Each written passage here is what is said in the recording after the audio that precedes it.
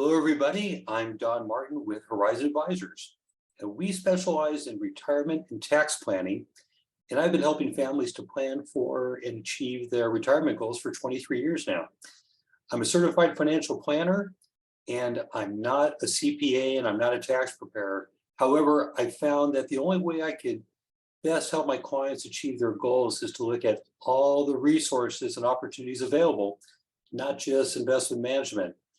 And I've found that tax planning creates opportunities that are often overlooked. And that's why I'm here today to share with you some of those opportunities. Now, it's been said that there are two tax codes out there, one for the informed and another for the not so informed. And of course, we want to help you be in the first group. So that's one of my objectives today, give you more confidence with information. So tax planning for 2022, we're also going to talk about some of the pending tax law changes ahead. I think that'll be useful for you.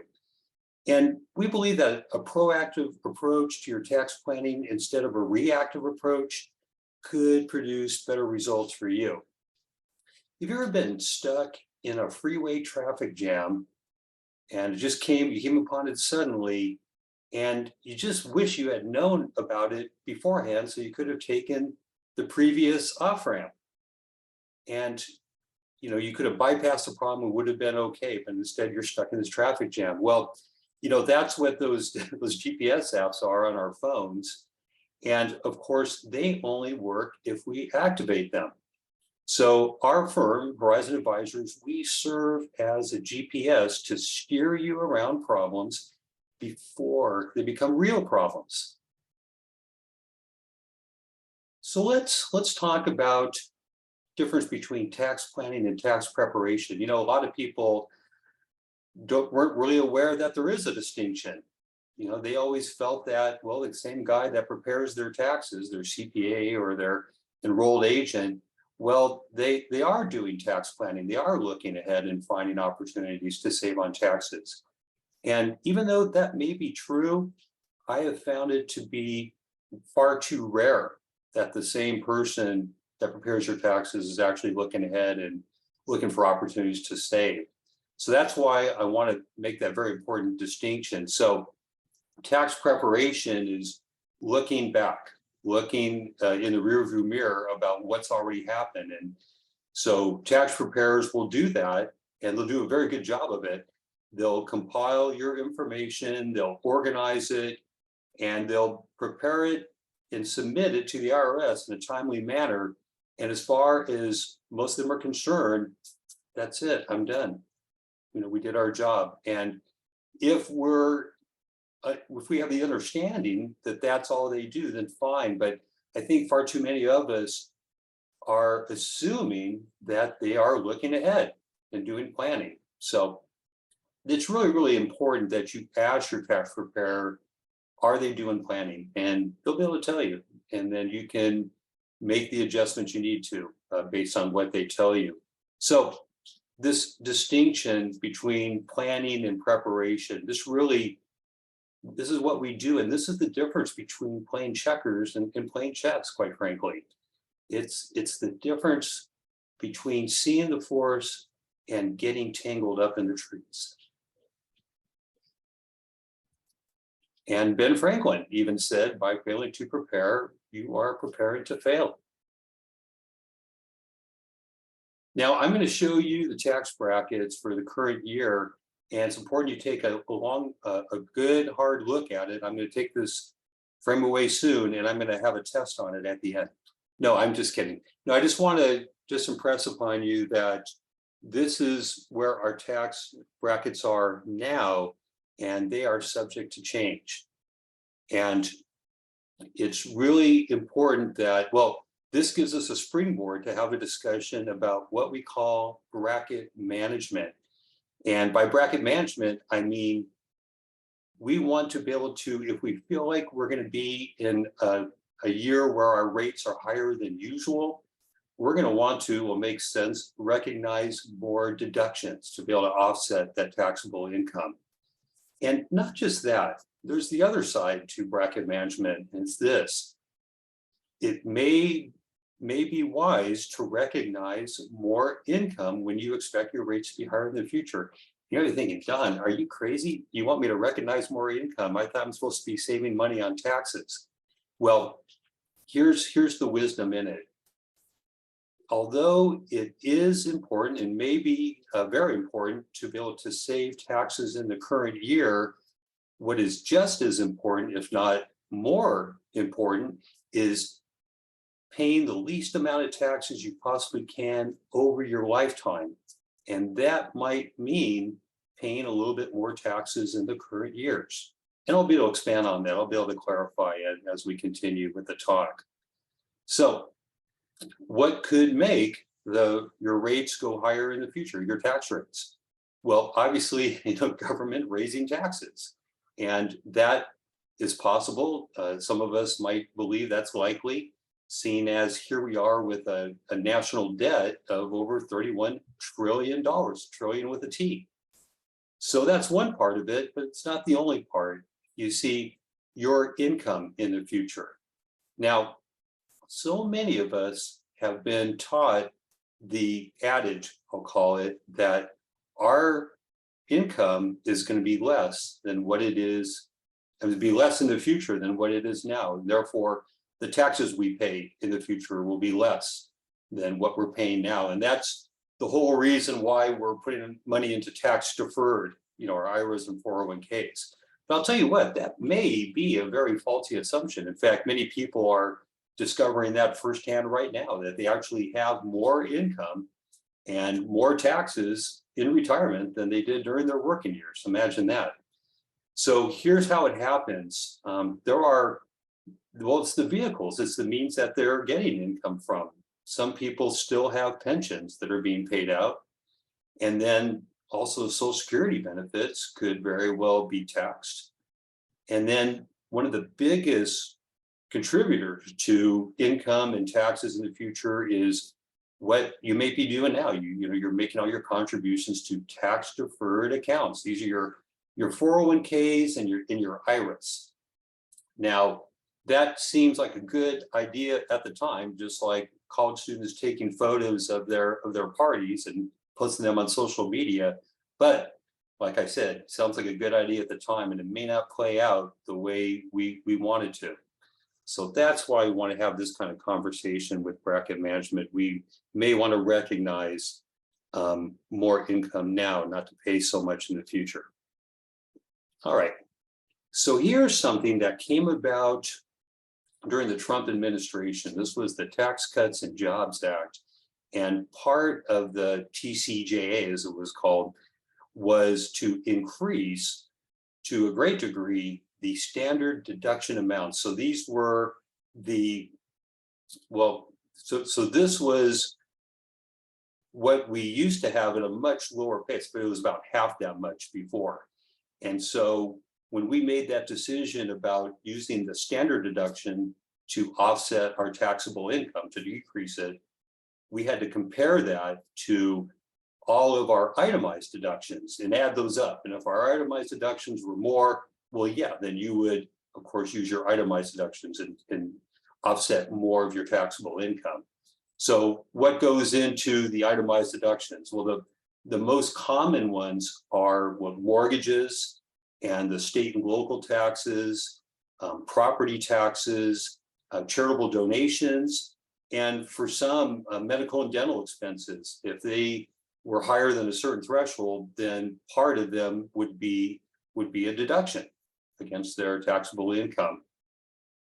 So we have to be careful now, because now with this heightened standard deduction amount, it takes a lot more in itemized deductions to be higher than that.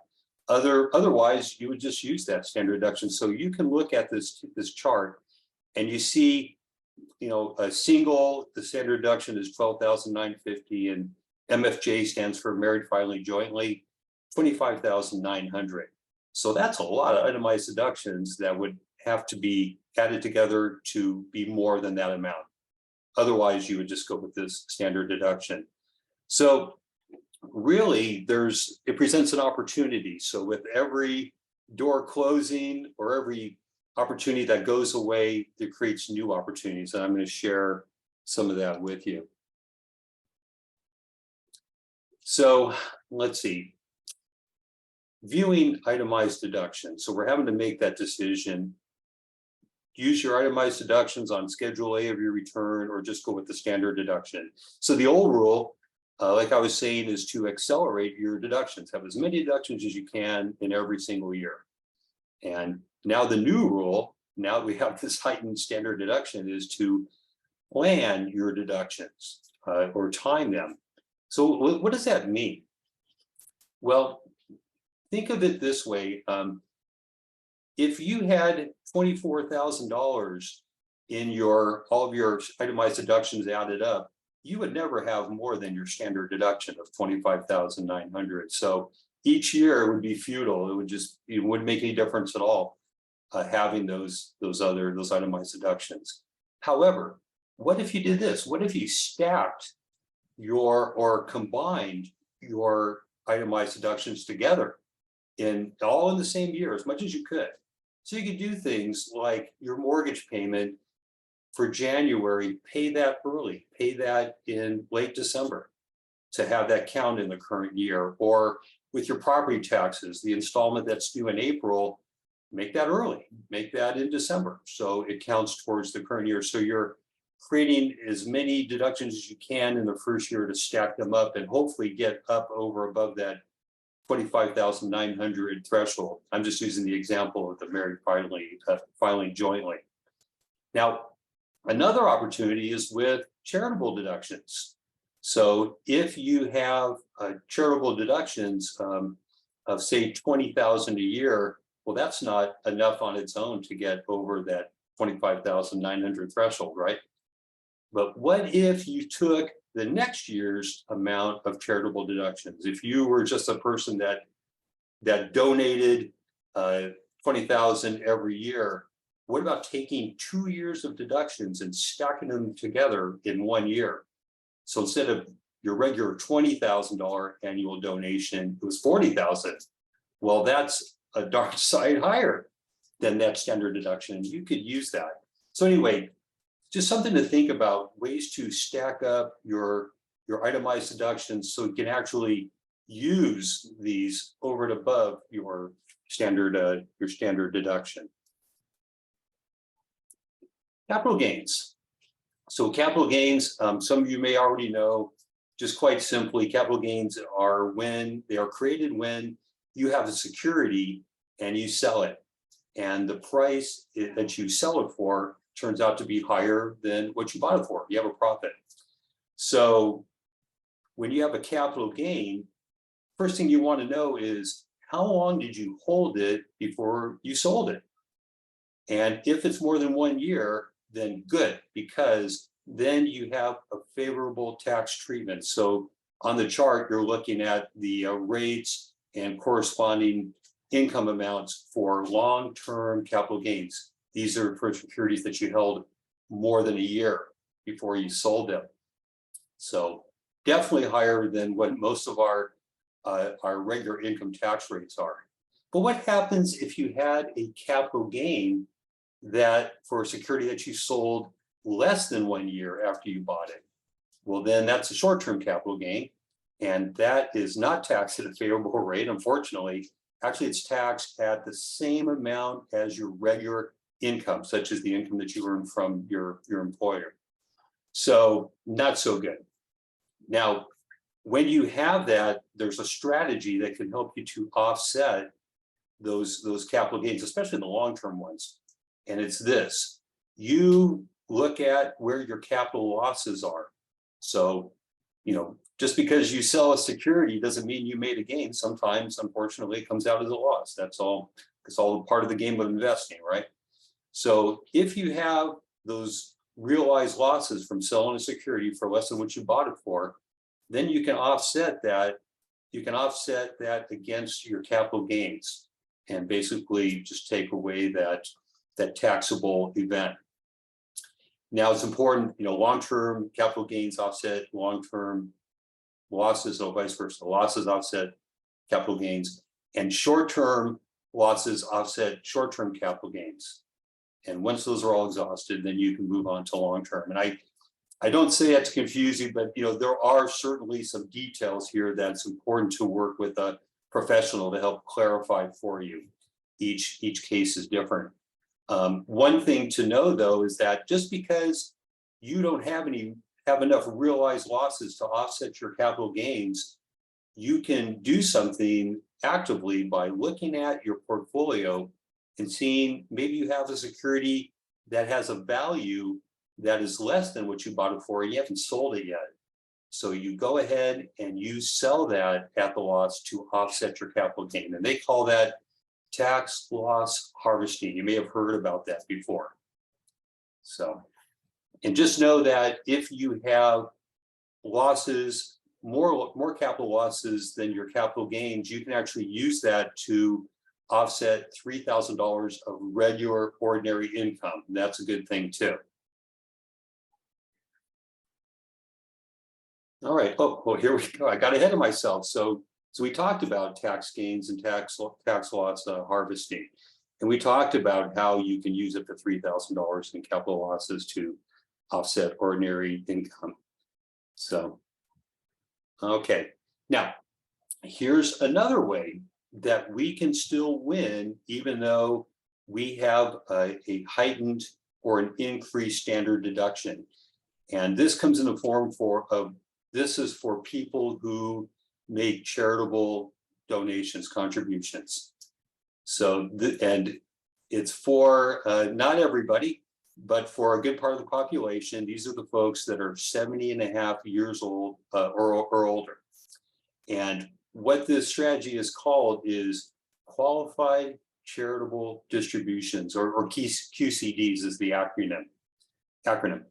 So the way this works then is that if you're over 70 and a half, and if you have money in your qualified accounts, your IRA, or in your IRA, what you can do is take that donation directly from the IRA straight to the charity.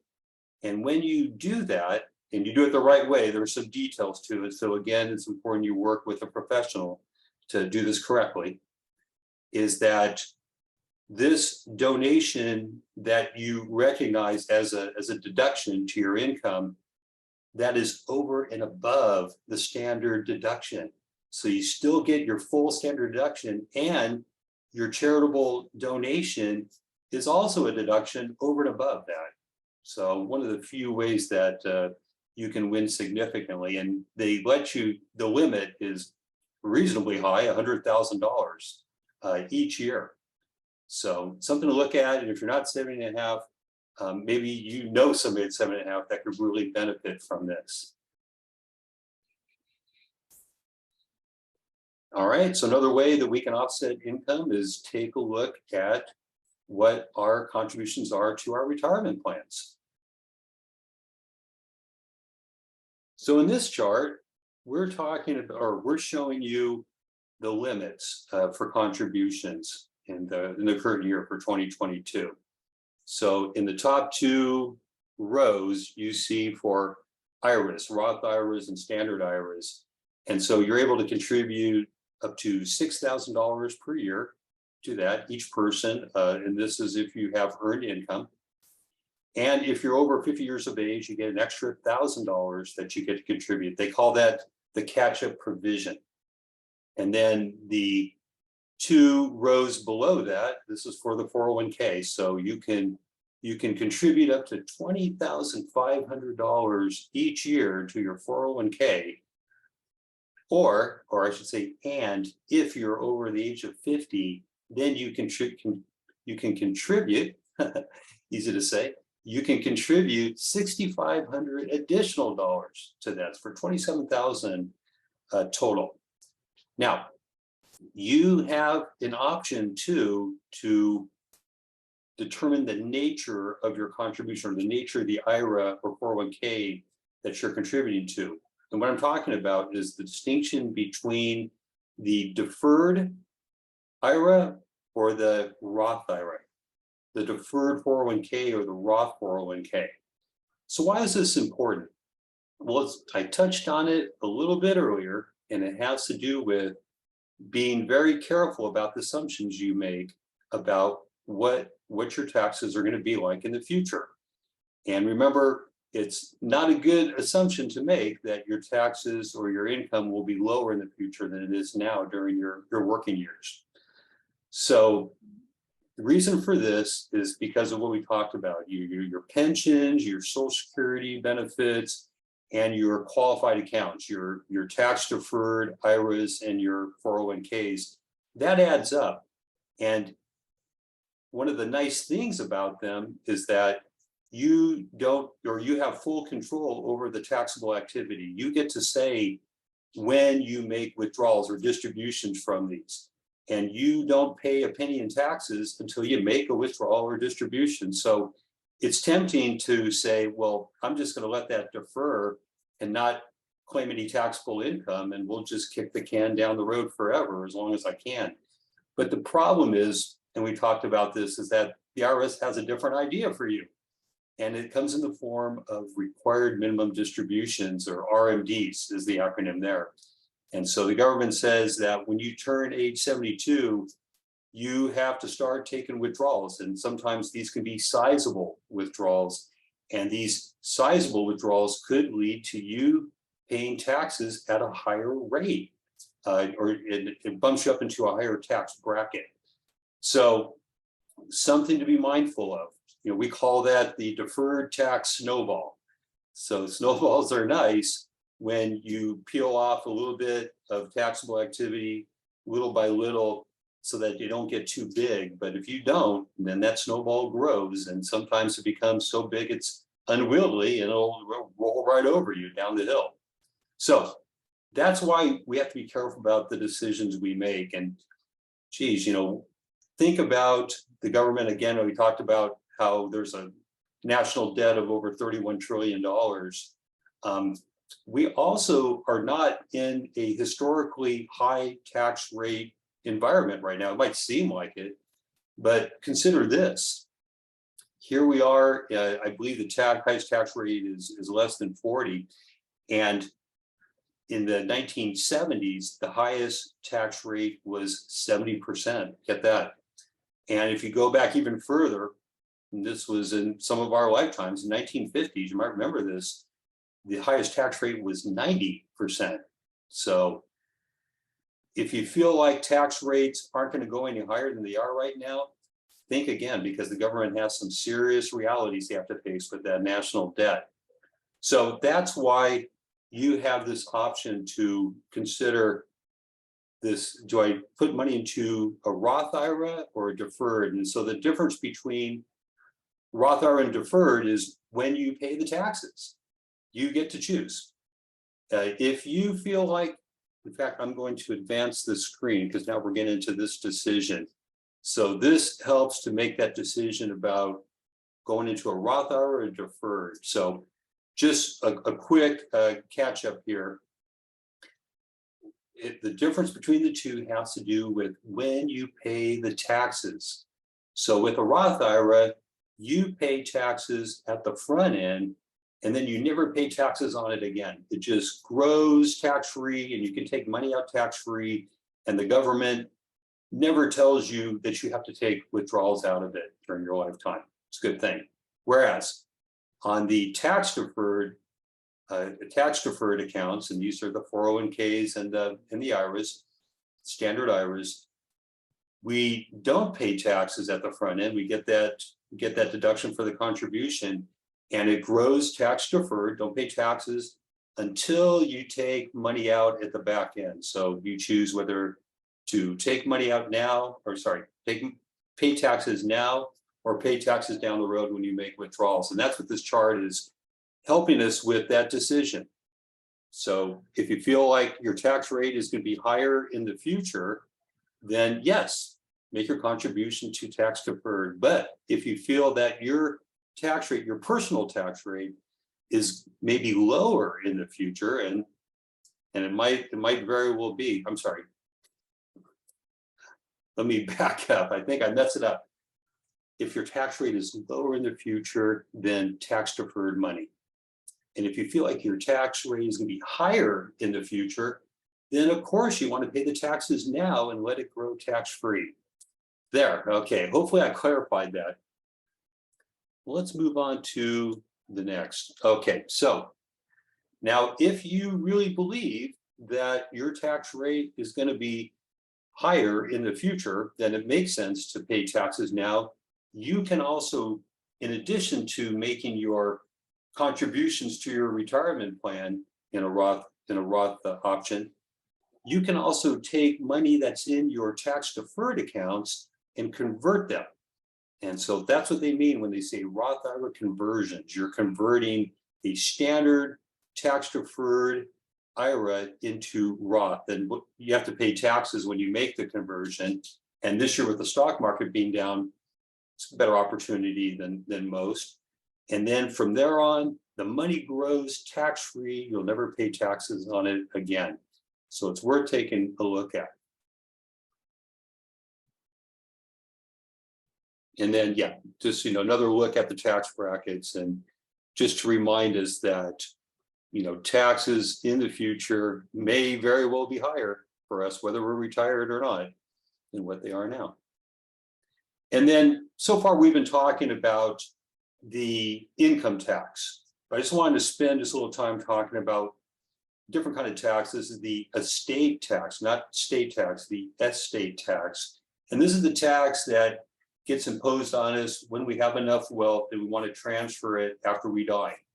So there were exemptions to the people who did not have to pay estate taxes. And you can see in this chart, from 2021 to 2025, $12 million, a little more than that per person.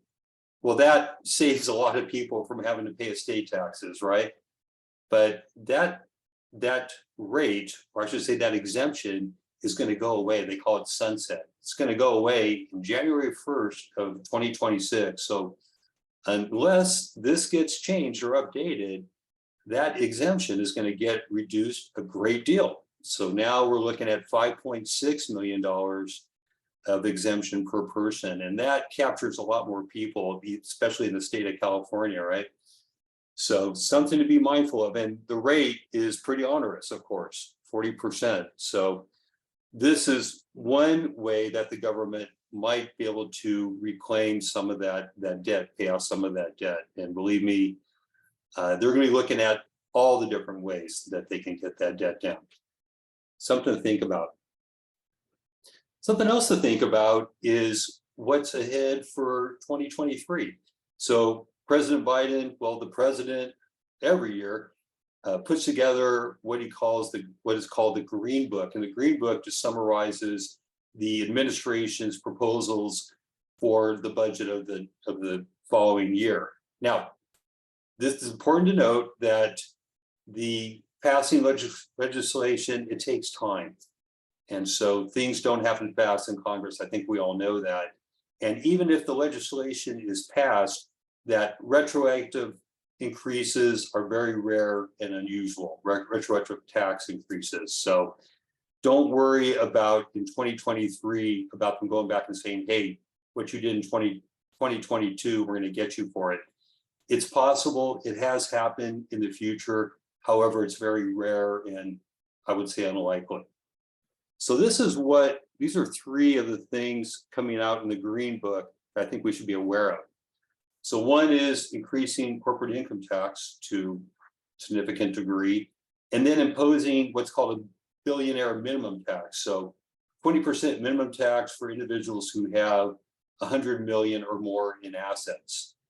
And here's one that's raising a lot of eyebrows, is restricting the ability to do a 1031 exchange. These are these tax deferred exchanges of a highly appreciated property that instead of paying taxes on the capital gain, you can defer it and just lump it into the next one. Excuse me. So some people, they live by this. They've done this many times. And so we're going to have to find new strategies for that.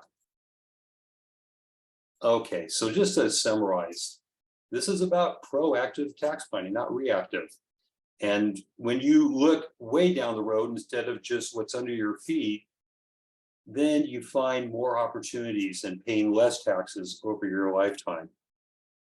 And so important at the end of the year, every year, to look at your different aspects of tax planning: bracket management, itemized deductions, gain and loss harvesting, retirement, charitable, estate tax, so on and so forth. Every year, we think we're the same people, we really aren't. Our environment changes and our values change, and the circumstances in our lives change. So important to at least once a year really take stock in what you have and what your situation is. And I highly encourage you to sit down with a professional to be able to sort that out and come up with strategies that can put you in the best possible place. And that's what we do at Horizon Advisors. So we communicate on a regular basis to be able to keep up with the changes in the outside environment, as well as in the personal lives of our clients. And then we fit our strategies so that they will always be up to date and optimizing the ability to be able to achieve their goals.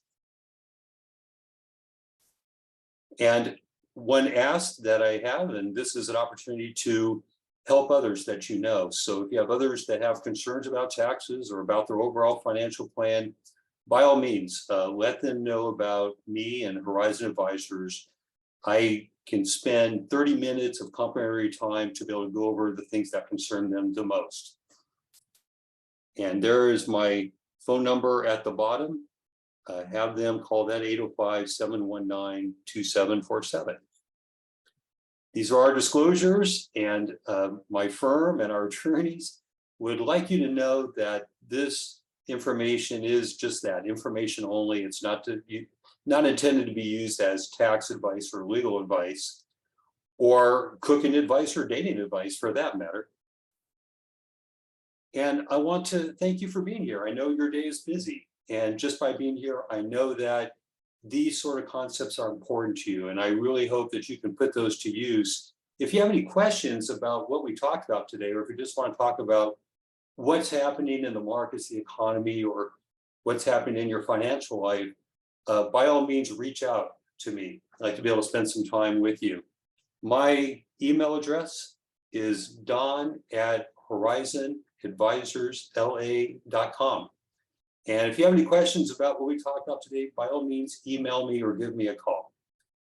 Look forward to seeing you in the future, and wish you all a very happy holiday, a joyous new year, and enjoy your day. Bye-bye now.